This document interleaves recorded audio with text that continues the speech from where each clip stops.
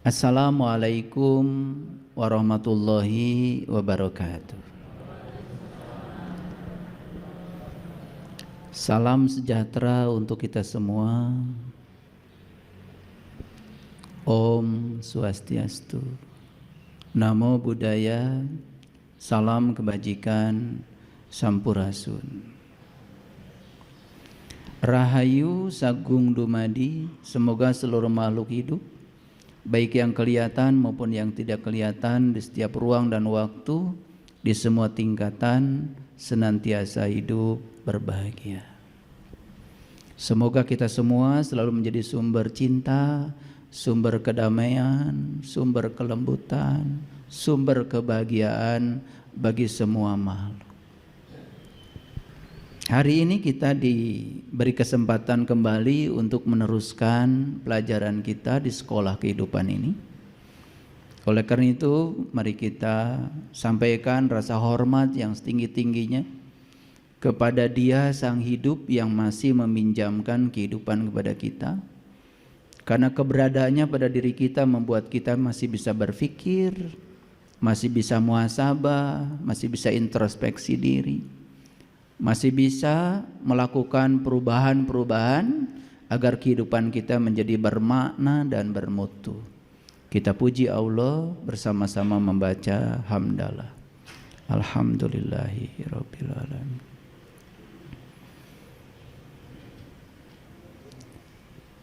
Mari kita sapa asmanya dengan kelembutan dan cinta.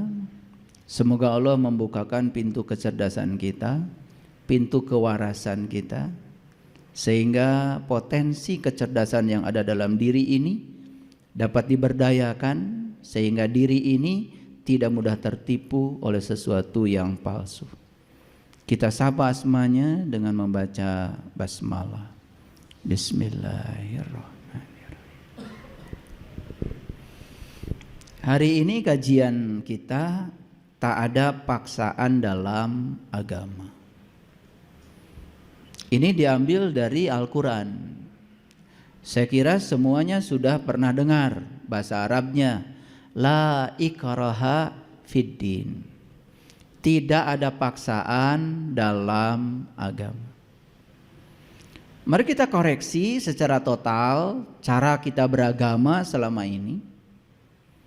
Ketika kita masih merasa terpaksa menjalankan agama, apalagi menjalankan agama cuma karena berharap pahala, takut siksa, sebetulnya sudah cukup untuk menilai diri kita bahwa kesadaran beragama kita belum meningkat.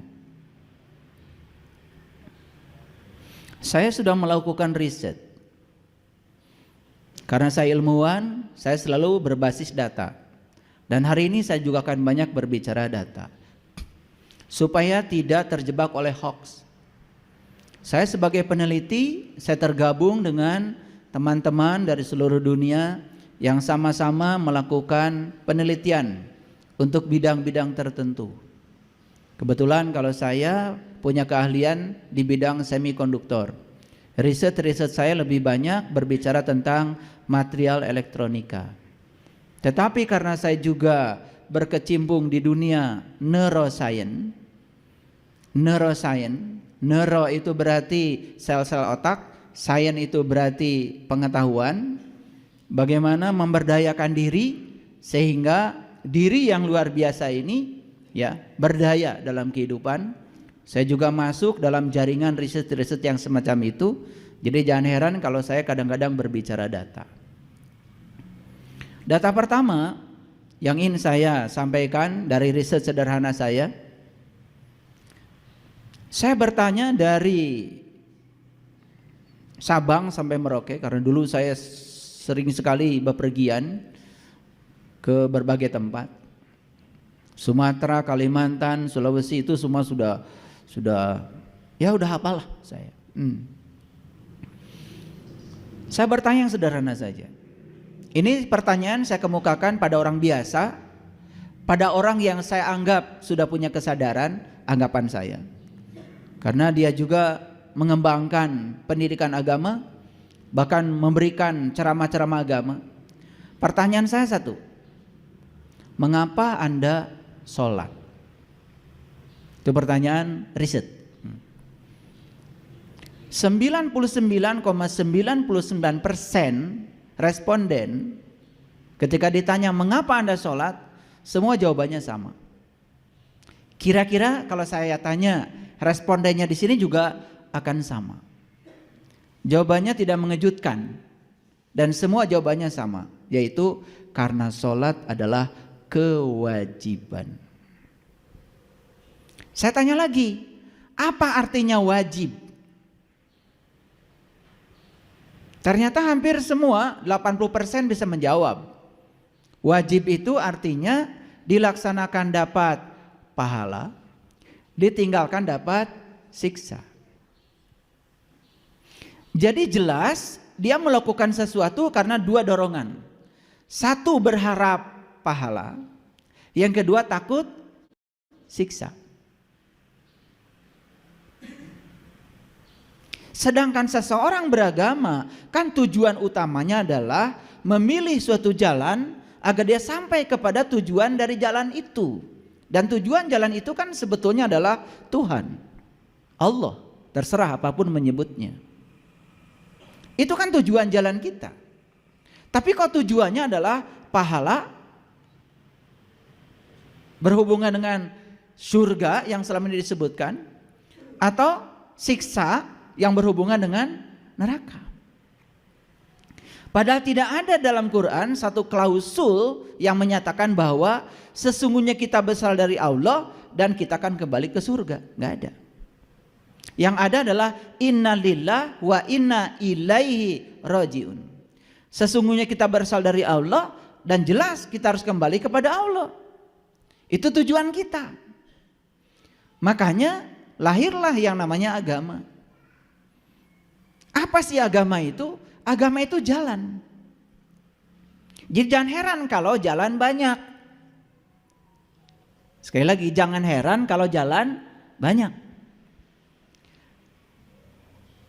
Mau sampai di tempat ini, boleh memilih jalan. Mau lewat jalan pesantren, situ ke sini, boleh. Mau lewat jalan Sirna Rasa dari sini ke sini, boleh. Mau lewat jalan sentral dari sana ke sini, boleh. Mau lewat jalan belakang namanya jalan Sukajaya ke sini, boleh. Jadi ke sini saja, seingat saya jalan ada jalan sentral, ya, jalan pesantren, jalan Sirna Rasa, jalan Sukajaya, ada 4. Siapa yang akan sampai duluan di sini? Tentu saja yang sampai duluan di sini adalah mereka yang satu, tekun di jalannya setelah memilih jalan. Yang kedua, mengikuti rambu-rambu yang ada di sepanjang jalan. Dan sampai di sini. Coba. Yang merasa jalan dia paling benar, tapi nggak pergi-pergi. Lalu terus menyalahkan jalan orang lain. Jalan yang benar Sukajaya, sentral salah, jalan pesantren salah, jalan Sirna Rasa salah, jalan saya paling benar. Tapi dia nggak jalan-jalan, diem aja merasa jalannya paling benar. Nyampe nggak? Nggak nyampe di sini. Jadi bagi saya agama itu jalan. Karena agama jalan, ya sudah. Tekun saja di jalan yang sudah kita pilih. Toh kita juga sudah ditakdirkan ayah ibu kita mengambil jalan ini. Bukan kebetulan kita juga lahir dari ayah ibu yang jalannya itu. Berarti kita memang data karmanya harus meneruskan jalan itu. Gak masalah, yang penting tekun di jalan itu. Paham maksud saya? Oke. Cukup gak kita memilih jalan? Ya gak cukup. Yang kedua, kita harus punya pengetahuan tentang rambu-rambu jalan. Makanya di setiap agama disediakan yang namanya kitab suci. Jadi kitab suci itu adalah rambu-rambu, disebutnya juga petunjuk jalan. Siapa yang akan sampai di tujuan? Yang akan sampai di tujuan adalah mereka yang satu, bisa membaca petunjuk jalan dengan benar. Yang kedua, mengikuti petunjuk jalan juga dengan benar. Siapa yang akan tidak sampai di sana? Dia sudah jalan, tetapi dia salah membaca petunjuk jalan. Nyampe gak di sini? Gak nyampe. Ini saya bikin ilustrasi dulu supaya otaknya mengalami warming up. Karena otak setiap manusia itu harus ada pemanasan dulu. Olahraga itu harus ada pemanasan. Sama ngaji juga harus ada pemanasan. Ini pemanasan dulu supaya panas otaknya sehingga nyambung nanti. Jadi harus ada jalan, setuju ya? Harus ada petunjuk jalan. Gimana caranya supaya kita tidak gagal dalam membaca petunjuk jalan? Maka di situ harus ada penuntun jalan.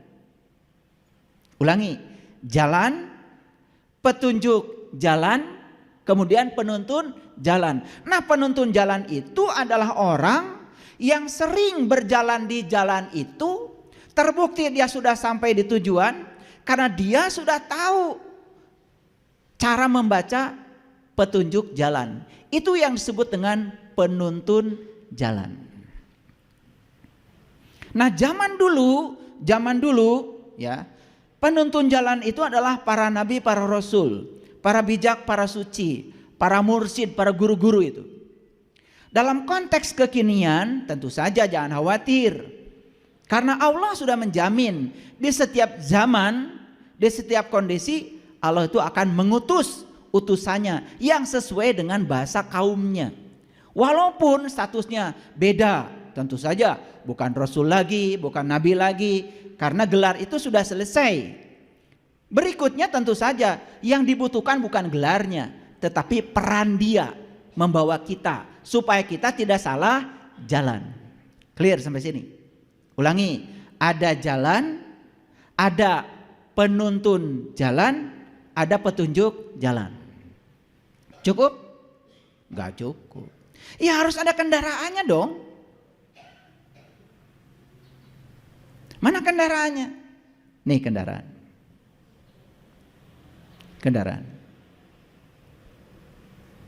Kendaraan yang paling hebat yang disediakan semesta ya tubuh.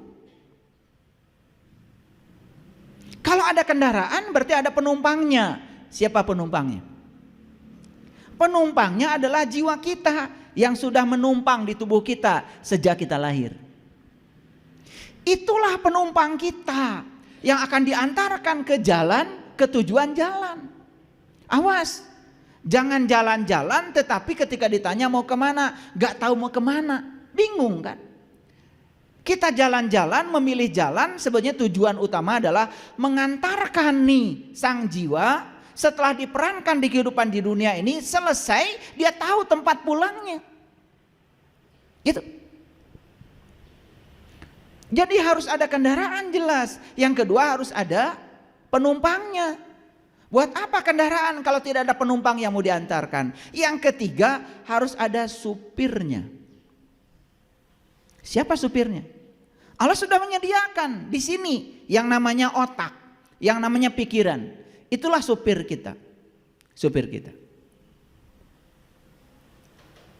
Tapi selama ini kita itu melakukan perjalanan sudah lelah berpuluh-puluh tahun. Kenapa? Karena kendaraan ini membawa penumpang, tapi penumpang yang ada di sini tidak pernah dianggap. Supirnya sibuk sendiri. Nyupir ke sana, nyupir ke sini, nyupir ke sana, nyupir ke sini. Supir ini sibuk sendiri, tidak pernah nanya penumpangnya mau diantarkan kemana. Kira-kira ilustrasinya begitu perjalanan kita selama ini. Lalu sampai sekarang kalau ditanya, sudah berapa persen perjalananmu? Bingung. Bingung. Karena supir gak pernah nanya penumpangnya.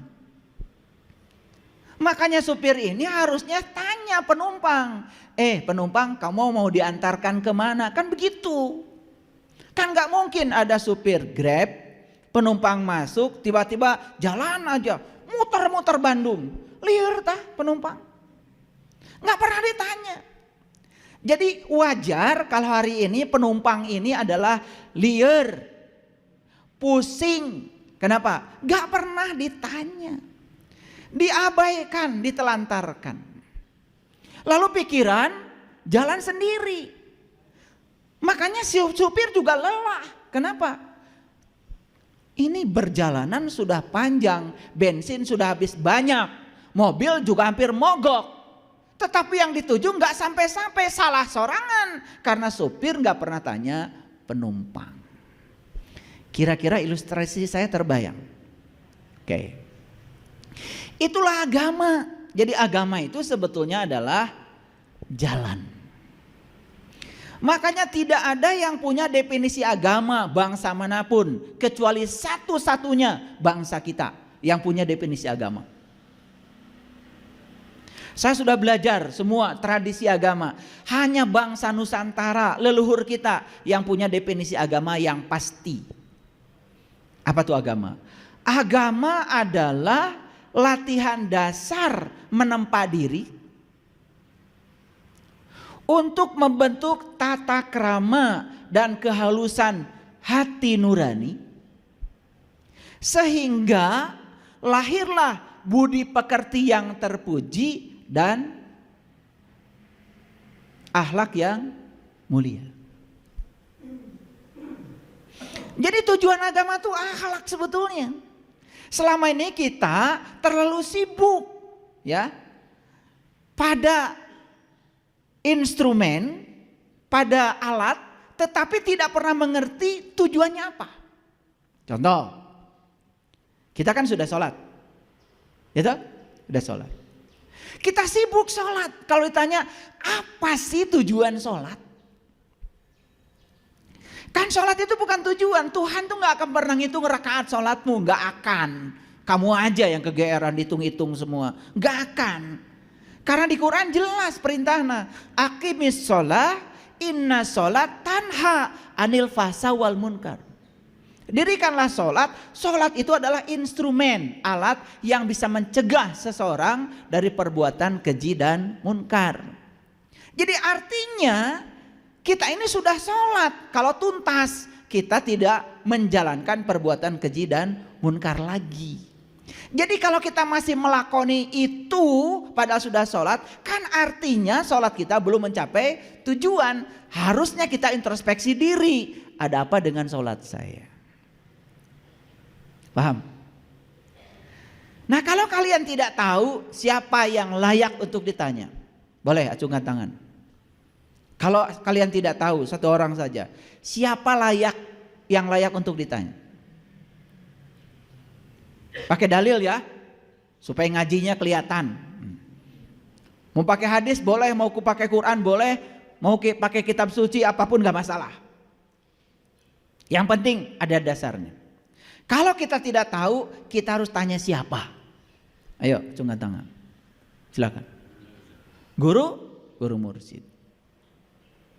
Tidak ada di Qur'annya. Silakan.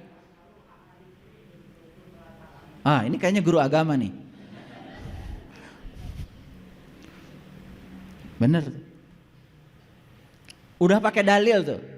Fas'alu ahla zikri in kuntum la ta'lamun. Jika kamu tidak tahu, awas.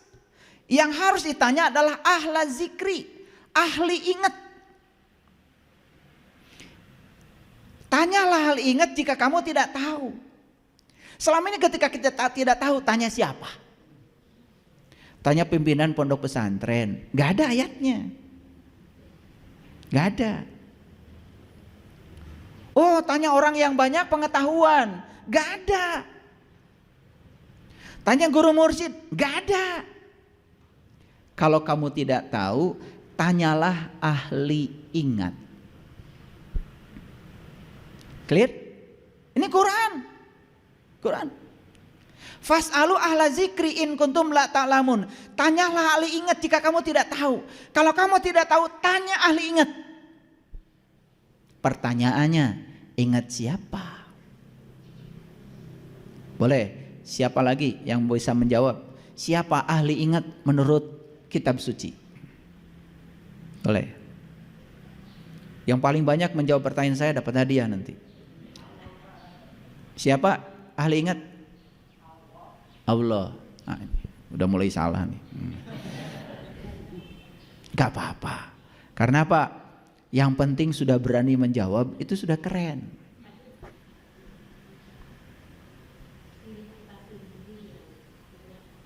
Diri kita sendiri. Ingat aja belum. Siapa?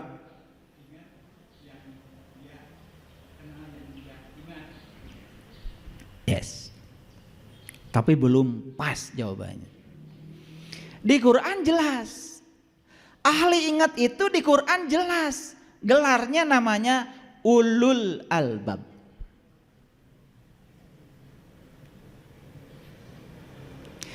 Inna fi khalqis samawati wal ardh wa ikhtilafil laili wan nahar la ayatil li ulil albab alladzina yazkurunallaha qiyaman wa qu'udan wa ala junubihim. Harus pasti kalau menjawab. Saya dulu dalam pencarian saya, kenapa saya itu tidak betah ya di sini udah belajar, kayaknya ini omong kosong, saya pindah ke sini. Karena tidak pasti. Saya tidak mau yang tidak pasti. Karena ketika saya meyakini yang tidak pasti, saya berjudi. Saya tidak mau membiarkan masa depan saya dalam ketidakpastian. Harus pasti. Masa depan saya harus selamat, dan kalau saya mati harus pulang kepada Allah. Harus pasti. Jangan wallahu alam. Harus pasti. Karena membiarkan masa depan kita tidak pasti, itu kan judi. Judi itu kan artinya membiarkan masa depan kita dalam ketidakpastian. Judi yang paling berbahaya adalah membiarkan masa depan kita dalam ketidakpastian. Kalau saya tanya, sholatmu diterima gak sama Allah? Wallahu alam, terserah Allah. Itu gak pasti. Pastikan diterima. Dalam kitab Al-Hikam karya Ibnu Atha, beliau mengatakan, pastikan sholatmu diterima. Apa cirinya? Ciri orang yang sholatnya diterima, ya berubah akhlaknya. Berarti tujuan sholat tercapai. Sederhana kok. Cuman kita tidak pernah mau merumuskan indikator itu. Terlalu sibuk kita dengan rutinitas tanpa ada kepuasan di dalamnya. Agak serius ya ngaji hari ini. Ada banyak-banyak ayat. Saya coba pakai dalil-dalil supaya jauh kita dari persepsi. Ulangi. Kalau tidak tahu tanya siapa? Ahli ingat. Siapa ahli ingat menurut Quran? Ulul albab. Jelas di Quran dikatakan ulul albab itu adalah orang yang sudah sukses mengingat Allah dalam keadaan berdiri, duduk dan berbaring. Berarti ulul albab itu siapa sebetulnya?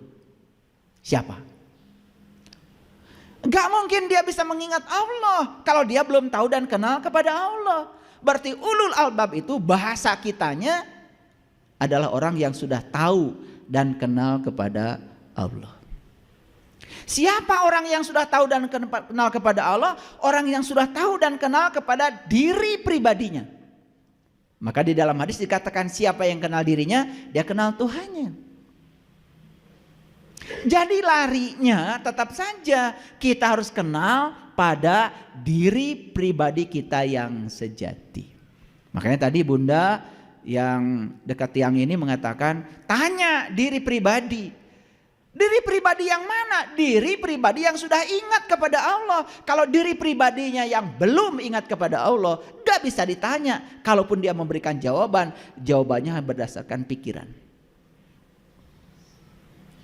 Awas, pikiran bukan kesadaran. Karena pikiran bukan diri kita, tubuh bukan diri kita. Diri kita yang sebenarnya, nama yang sebenarnya adalah kesadaran. Kecuali pikiran yang sudah disinari oleh cahaya ilahi atau cahaya kesadaran. Orang yang semacam itu pikirannya pasti waras. Nah, pikiran yang tidak waras karena belum diterangi oleh cahaya kesadaran disebut pikiran gelap. Bahasa lain pikiran gelap, bahasa psikologinya adalah ego. Yang sering disebut diri palsu. Itu yang membuat hidup kita menderita. Makanya pikiran itu kadang-kadang suka ngarang. Membuat ilusi yang melampaui kenyataan. Pikiran kan suka begitu. Suka ngarang. Faktanya tidak seperti yang dipikirkan. Tapi itulah memang pikiran. Itu ego. Itulah bahayanya ego kalau dibiarkan. Makanya ego sering diibaratkan seperti luka yang menganga di tubuh kita. Kalau kita punya luka yang menganga, sedikit aja kesenggol pasti sakit. Makanya orang yang baperan, tersinggungan, sakit hatian, jelas dia belum sadar. Dia masih dikendalikan hidupnya oleh pikiran gelapnya yang disebut dengan diri palsu. Nah, kalau saya perhatikan di sini, ini wajah-wajah diri palsunya banyak. Kok saya tahu? Saya bisa ukur dari brainwave-nya, gelombang otaknya. Nah, diri-diri palsu itu kalau diukur pakai sensor saya, itu brainwave-nya itu kebanyakan di gelombang beta. Hidupnya menendang dan mencengkram. Begitu mendapatkan yang disenangi, dicengkram habis-habisan. Begitu mendapatkan yang tidak disenangi, ditendang habis-habisan. Orang yang semacam ini hidupnya persis seperti gelombang. Kadang di puncak, kadang di lembah. Kadang di puncak, kadang di lembah. Jadi antara puncak dengan lembah itu terlalu besar amplitudonya. Maka orang yang semacam itu hidupnya penuh dengan penderitaan. Nah, seharusnya bertambahnya usia kita itu dekatkan puncak dan dasar. Dekatkan puncak dengan lembah, dekatkan. Ketika dapat sesuatu yang menyenangkan biasa, ketika mendapatkan yang tidak menyenangkan biasa. Nah, itu sudah mulai sadar. Ini belum, wajahnya masih kayak uka-uka. Makanya kan Nabi Muhammad juga ngasih isyarat. Kalau ingin tahu kepribadian seseorang gampang, pinjemi uangnya. Itu tes, soleh enggak? 3 hari jangan dibayar dulu. Lihat itu. Oh, kalau udah mulai nyorocos, udah mulai itu. Orang yang sudah sadar, ketika dia tidak bisa membayar pun dia doakan, gak apa-apa, jangan dipikirin. Uang saya yang saya pinjamkan tuh gak seberapa dibandingkan dengan ayat yang ada di tangan saya. Saya tidak akan kekurangan meminjamkan uang kepadamu. Saya bahagia melihat kesusahanmu bisa tertolong dengan uang saya. Gak apa-apa, saya doakan kau banyak rezeki ya. Gitu. Bahasa yang keluar itu illa kilan salaman salama. Tidak ada yang keluar dari mulutnya kecuali ucapan yang damai dan mendamaikan. Lihat orang-orang tidak berkesadaran. Kamu kurang ajar ya, janji 3 hari. Wah, sudah pencet jika perlu. Ya, jika perlu rampas rumahnya, pakai pengacara. Macam-macam. Nih orang-orang yang repot hidupnya, ruwet. Lihat orang-orang yang kesadaran rendah, punya uang 100 juta, hilang 1 juta, yang dia pikir yang 1 juta terus, yang 99 juta lupa. Udah gila itu. Dan manusia model kayak gini tuh jumlahnya banyak. Kalau di sini mah enggak beda maksud saya.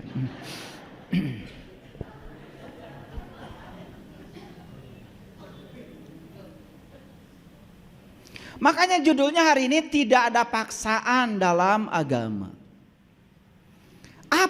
Pesan apa yang mau saya sampaikan? Pertama, ngerti dulu apa itu agama. Agama itu adalah jalan.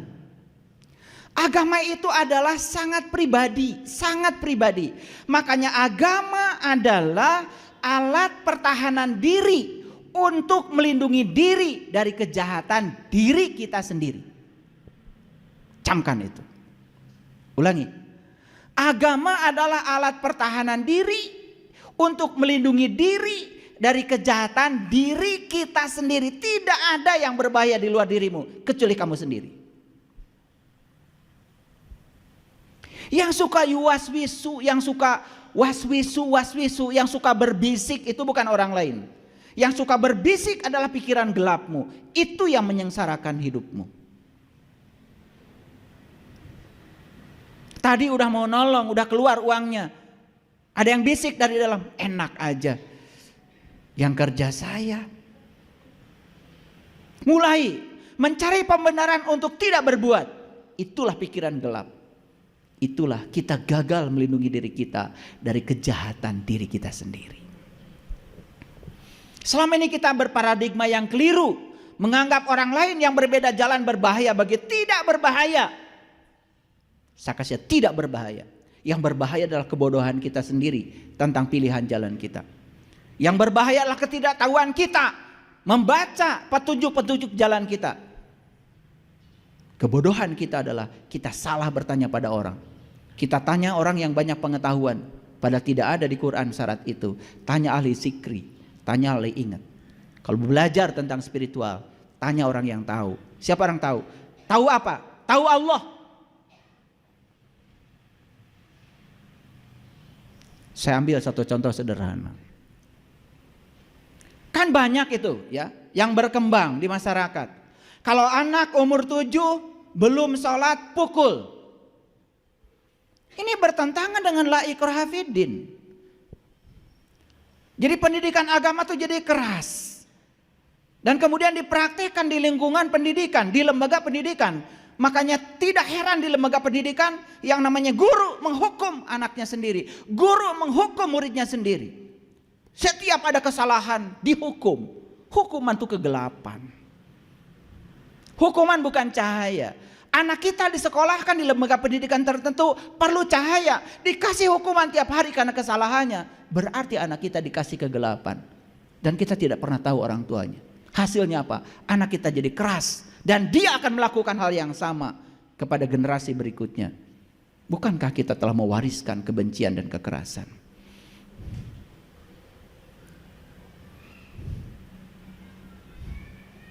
La ikraha fiddin, tidak ada paksaan dalam agama. Kalau tidak ada paksaan dalam agama, agama itu harus menarik. Agama itu harus menarik. Agama itu harus membuat kita mau melakukannya. Banyak saya mengajarkan anak-anak muda. Dulu belum ketemu saya. Dia bilang, saya disuruh bapak saya, ibu saya sholat. Ya saya cepet-cepetan aja katanya ayah. Supaya ibu bapak saya senang. Dan setelah itu keluar dari kamar. Yang penting wajah saya katanya udah basah, ada air wudhu. Dan ibu saya senang karena saya sudah sholat. Apa-apaan itu. Dan sekarang begitu udah ketemu saya ajarkan apa intisari sholat. Bagaimana cara melakukan sholat supaya ada rasa. Karena Nabi Muhammad mengatakan sholat itu adalah hiburanku. Sholat adalah hiburanku. Bagaimana ketika sholat kita bisa berjam-jam sampai kaki kita bengkak. Karena merasakan kenikmatan penyatuan dengan Sang Ilahi. Bagaimana caranya?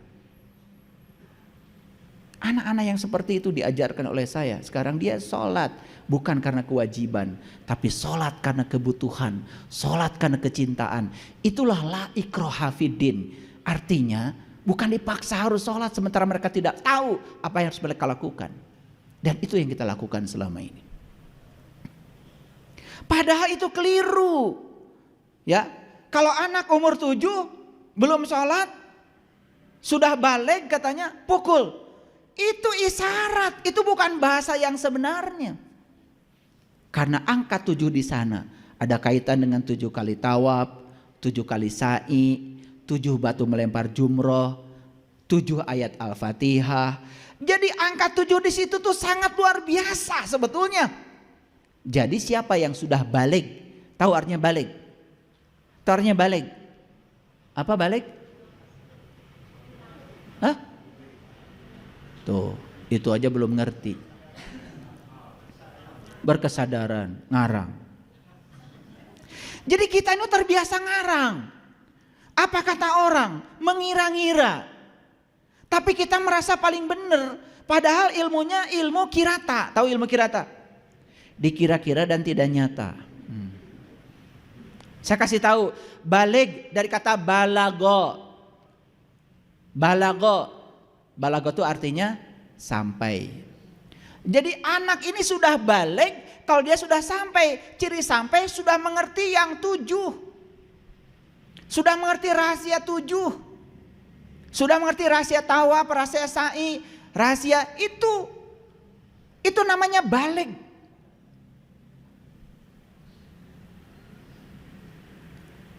Yang luar biasa lagi, anak kita dalam keadaan tidak tahu apa-apa, dipaksa harus seperti yang orang tua mau.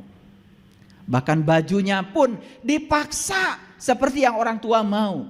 Dipaksa seperti yang dipersepsikan oleh orang tua kebenarannya. Pertanyaan saya, kemerdekaan anak kita dirampas oleh siapa? Hampir tidak membuka ruang buat anak kita. Kamu memilih jalan mana? Hampir tidak dibuka ruang. Gak apa-apa jalannya sesuai dengan jalan kita. Tapi kasih tahu pengertian. Supaya mereka menjalankan sesuatu gak kayak robot. Mereka menjalankan sesuatu dengan senang. Makanya apapun yang dilakukan dengan senang pasti berkembang.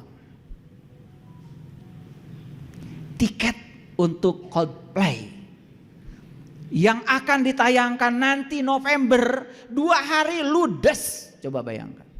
Kenapa? Karena mereka senang.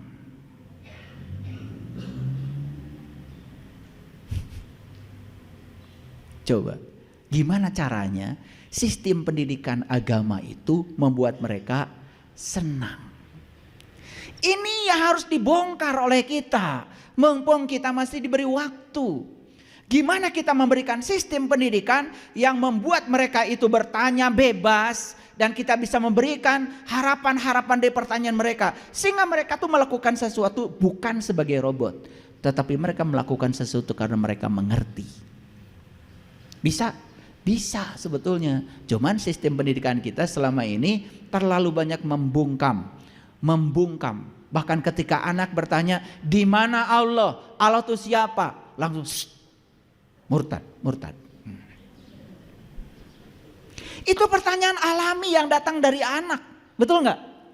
Tapi orang tua tidak siap memberikan jawaban. Karena orang tuanya tidak tahu apa yang terjadi. Cukup.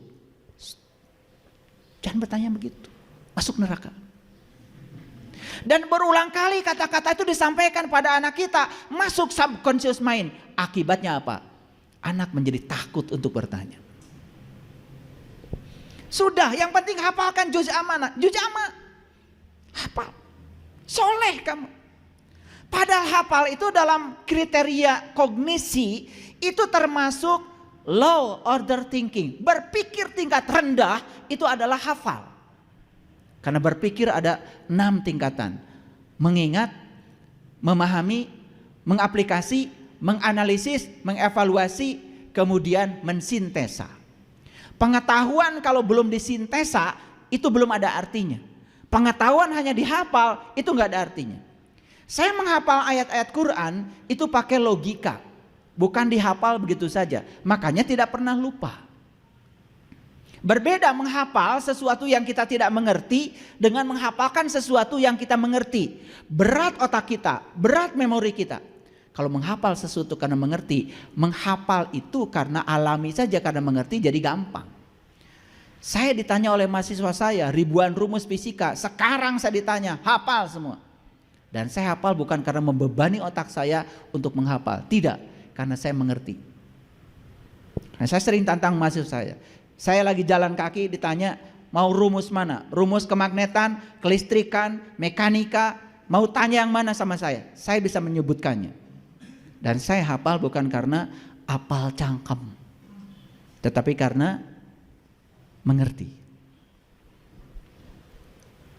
Maaf, dari kecil kita hafal watin, wazaitun, waturisinin, wahadal baladil amin. Hafal. Ketika tanya apa isinya, pesan apa yang ada di dalam, kita tidak bisa menjawab. Terus kalau kita hanya hafal tidak sampai kepada memahami, apalagi mengaplikasi, terus buat apa pengetahuan itu? Kan gak ada artinya. Di level kognisi saja itu level kognisi yang paling rendah. Dan selama ini kita mengagung-agungkan orang yang hafal ini hafal itu. Betul? Padahal hafal itu baru level kognitif yang paling rendah. Saya sering ada orang tanya minta sumbangan. Bapak minta sumbangan, kenapa, buat apa? Ini buat di sana Pak, kami sedang mendirikan pesantren hafiz Quran supaya banyak orang yang hafal Quran. Ya udah, saya kasih saran. Saya ingin dengar ada pesantren yang mengamalkan Quran, bukan menghafalkan Quran saja. Menghafalkan bagus, Tapi coba ditingkatkan deh. Kalau bisa mengamalkan Bismillahirrahmanirrahim aja udah keren. Coba. Kalau Bismillahirrahmanirrahim diamalkan itu udah keren. Atas nama Allah yang Maha Pengasih dan Maha Penyayang, apapun yang kita lakukan atas nama Allah, kita dipuji tidak terbang, dihina tidak akan tumbang. Karena segala puji habis buat Allah. Karena saya cuman sebagai kepanjangan tangan Allah menyampaikan cinta kasih Allah. La haula wala quwata. Saya memberi karena itu pemberian Allah, bukan punya saya. Saya berbuat baik kepada kamu karena memang tugas saya di sini adalah menjadi kepanjangan tangan Allah, menyampaikan cinta kasih Allah. Bayangkan kalau Bismillahirrahmanirrahim saja diamalkan, tidak mungkin ada permusuhan, tidak mungkin ada orang menghina orang lain, tidak mungkin ada orang merendahkan orang lain, tidak mungkin kita nyolot-nyolotan mata di jalan, gak mungkin. Tetapi pertanyaan saya, banyak yang hafal Bismillahirrahmanirrahim? Banyak yang mengamalkan Bismillahirrahmanirrahim? Inilah yang miskin dari kita. Ini pekerjaan kita.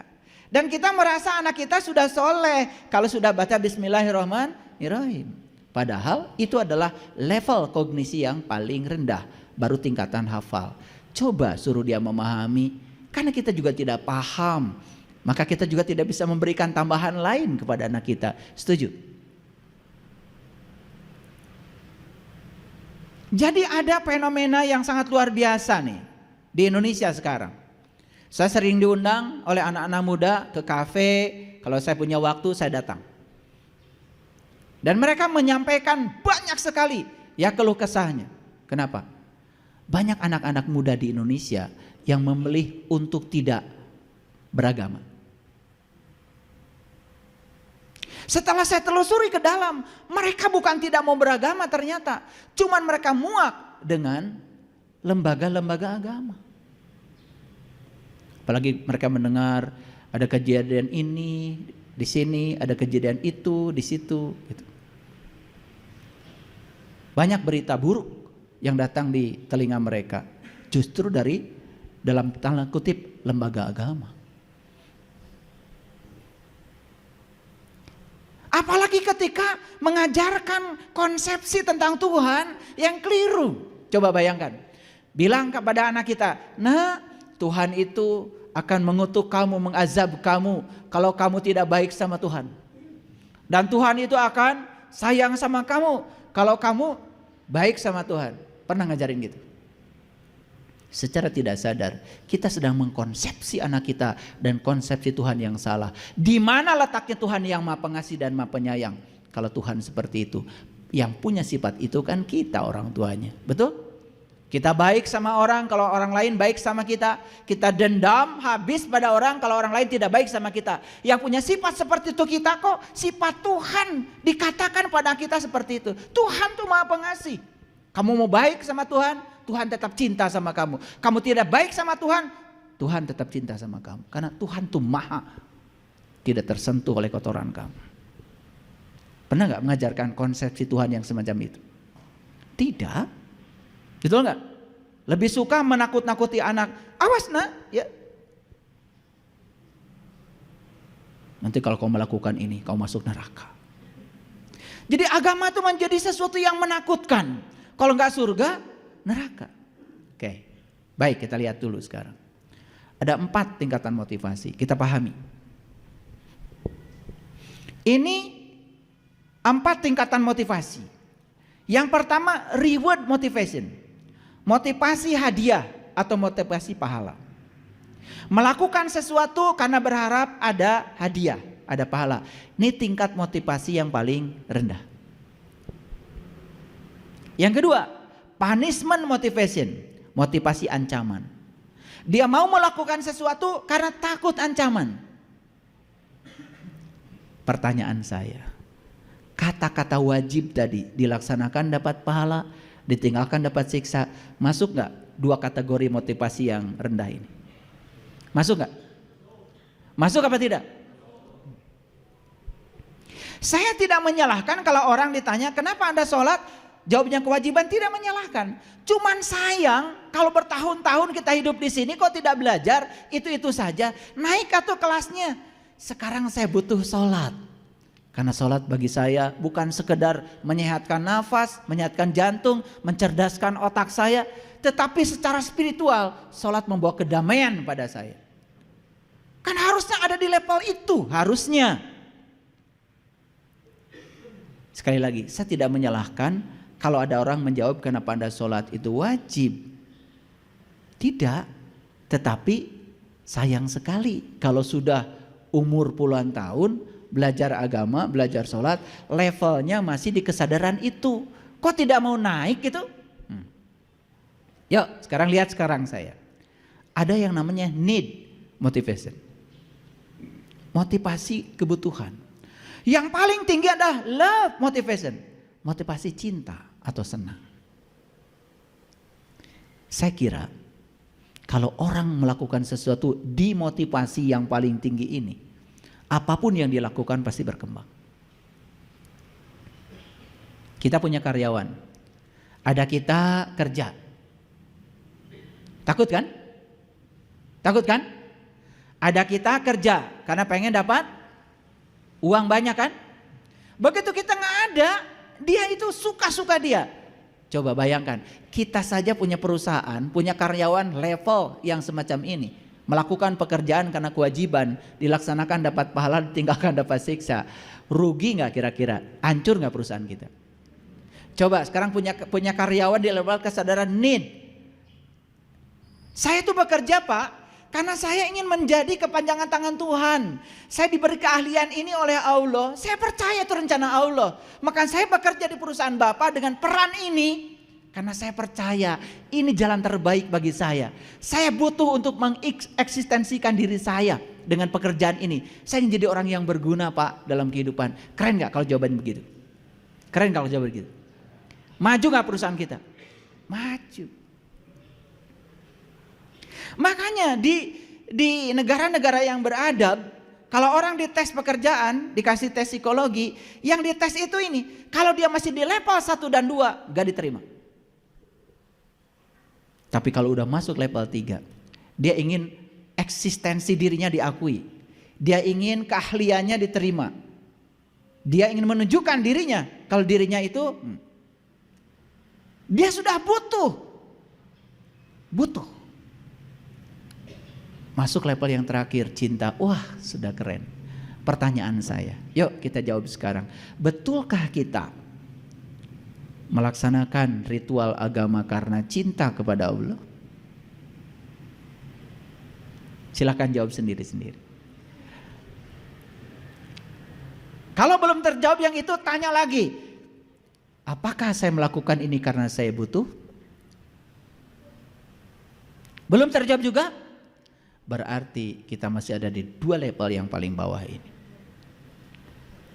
Padahal la ikraha fiddin. Kalau tidak ada paksaan, berarti melakukan sesuatunya senang, menyenangkan.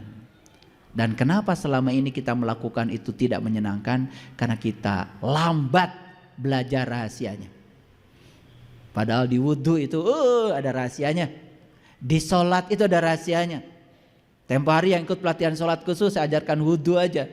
Udah nangis baru wudhu. Baru saya ajarkan, coba ketika kamu sedang membasuh tangan itu, bicaralah kamu dengan tanganmu. Terima kasih tangan, sudah 60 tahun kamu menemani aku. Dengan kehadiranmu aku bisa makan, bisa masak, bisa berdandan. Bahkan ketika kancingku copot pun kau membantunya. Betapa peran jari-jari ini luar biasa. Pernah gak berbicara kepada jari-jari kita yang dibasuh ketika wudhu? Pernahkah berbicara itu? Hampir tidak pernah. Cuci.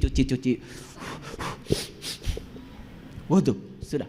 Hanya sebatas menggugurkan kewajiban. Tidak ada kesadaran yang dibangun. Para Nabi Muhammad mengajarkan itu. Ketika Nabi Muhammad mengambil air untuk hidungnya, beliau mengajarkan, ini fikih. Apa yang diajarkan beliau? Masukkanlah bau surga ke dalam hidungku, jauhkanlah bau neraka dari hidungku. Ketika beliau membasuh wajah, ya Allah, putihkan wajahku dengan cahayamu, putihkan wajahku dengan cahayamu. Yang dimasukkan ke sini adalah air, tapi beliau meminta kepada Allah, putihkan wajahku dengan cahaya. Maka di Quran dikatakan Muhammadur Rasulullah wallazina ma'ahu asyidda walal kufar ruhama'u bainahum tarahum ruka'an sujadan yabtaguna fadla minallahi wa ridwana. Umatnya Nabi Muhammad itu penuh cinta kasih pada siapapun tanpa membeda-bedakan. Bekas ruku dan sujudnya nampak di wajahnya. Wajahnya menyenangkan. Wajahnya penuh persahabatan. Tidak curiga. Penuh kebijaksanaan.